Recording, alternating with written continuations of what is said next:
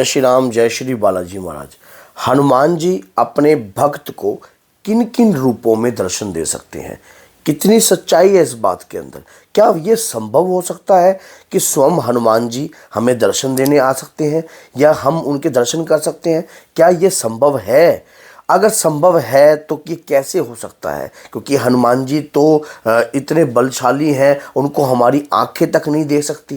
तो आज इस वीडियो में सारी जानकारी आपको प्राप्त होगी। अगर वीडियो अच्छी लगे तो लाइक करना, चैनल को सब्सक्राइब करना और बेल आइकन बटन को दबाना ना भूलना, ताकि आने वाली हर वीडियो की नोटिफिकेशन आप तक प्राप्त हो जाए।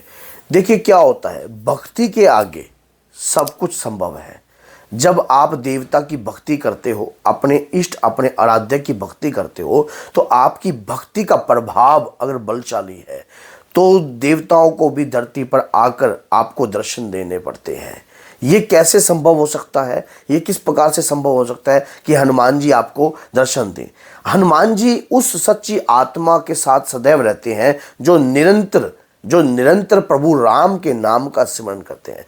माना जाता है कि कलयुग में आज भी हनुमान जी जो है अजर अमर हैं और उस कलयुग के अंदर और चारों युग में उनका प्रताप है। अब कलयुग में विशेष तौर पर हनुमान जी की ही पूजा होती है, और हनुमान जी की पूजा अगर होती है तो हनुमान जी हमें दिखाई क्यों नहीं देते? क्योंकि हनुमान जी और फिर कहाँ है, उन्हें कैसे देखा जा सकता है? देखिए, ये शक्ति ऐसी है जो कल्याण कार्य के लिए बनी है, आपके कल्याण के लिए, आपके परिवार के कल्याण के लिए। क्योंकि कलयुग में जो कार्य होने थे, तंत्र होनी थी, लोगों के परिवार का लोग नाश करते हैं, किसी भी प्रकार की गलत क्रियाएं कर आपको डुबोने का प्रयास करते हैं, आपको घेरने का प्रयास करते हैं।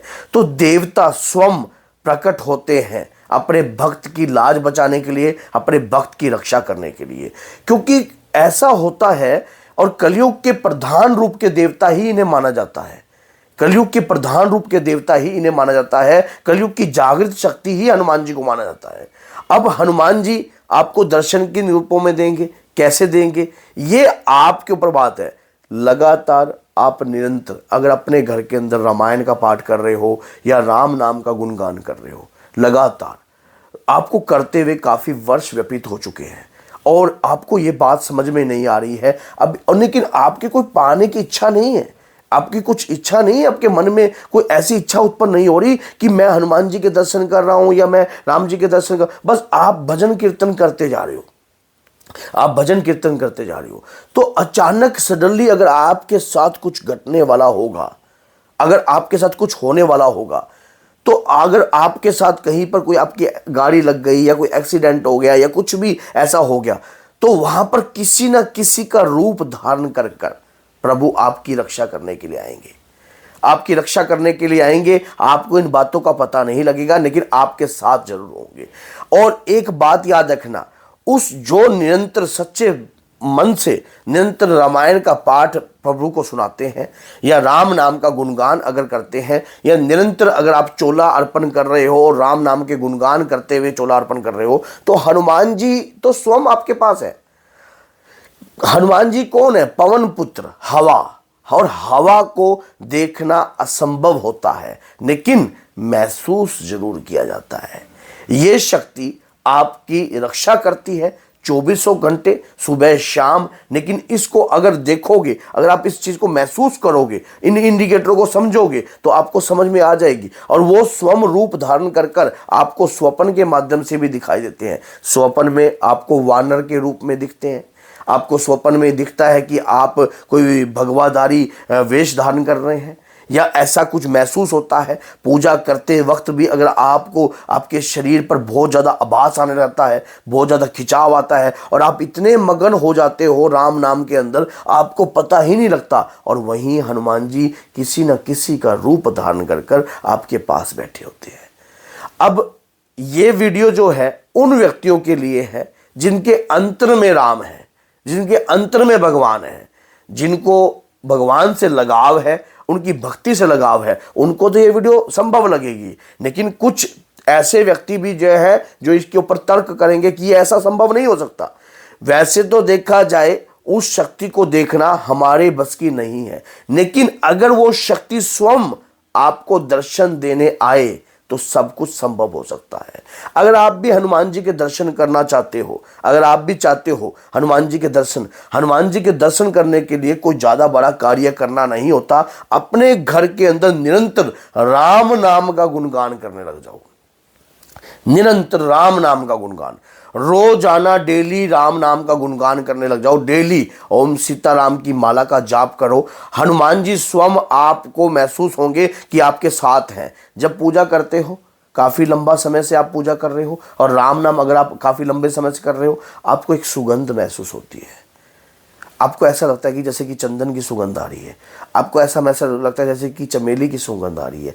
ये जो सुगंध आपको ही आ रही है, सामने वाले व्यक्ति को नहीं आ रही। क्यों?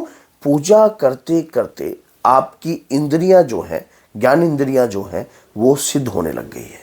वो इन चीज़ों को महसूस करने लग गई हैं कि कोई शक्ति है, कोई एनर्जी है जो आपके साथ है। फिर आपको ऐसा लगता है कि जैसे आप बस से उतर रहे हो और अचानक आप गिरते किसी ने संभाल लिया, फिर वो व्यक्ति वहाँ से चला गया और लेकिन बाद में आपने देखा कि मैं गिर रहा था और मुझे किसने संभाला।